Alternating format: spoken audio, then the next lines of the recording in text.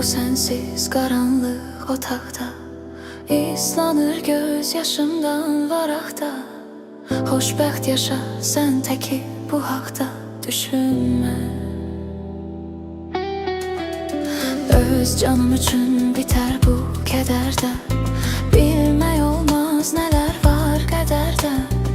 Bir təbəssüm dağ çəkər bu dərdə Üzülmə Yanımda ol varlığın hiss edim duyum mən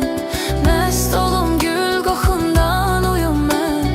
İstərəm çininə baş qoyum mən ölüncə Yetər ki gəl ürək dərd gözlərim yol çəkir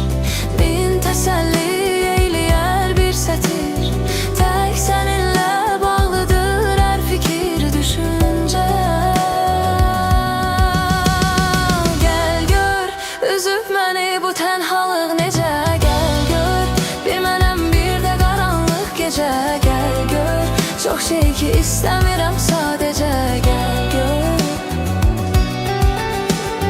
Gəl gör, üzüb məni bu tənhalıq necə Gəl gör, bir mənəm bir də qaranlıq gecə Gəl gör, çox şey ki istəmirəm sadəcə Gəl gör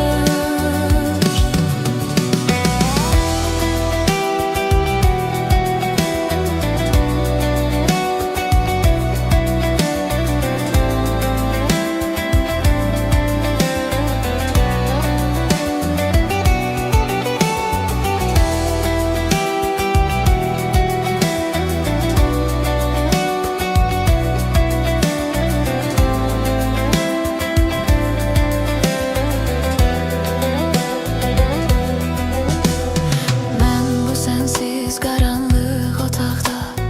İslanır göz yaşımdan varaqda Xoşbəxt yaşa sən təki bu haqda düşünmə Öz canım üçün bitər bu kədərdə Bilmək olmaz nələr var qədərdə Bir təbəssüm dağ çəkər bu dərdə Üzülmə Yanımda ol varlığın hiss edim duyum mən Məst olum gül qoxundan uyum mən İstərəm çininə baş qoyum mən ölüncə Yetər ki gəl ürək dərd gözlərim yol çəkir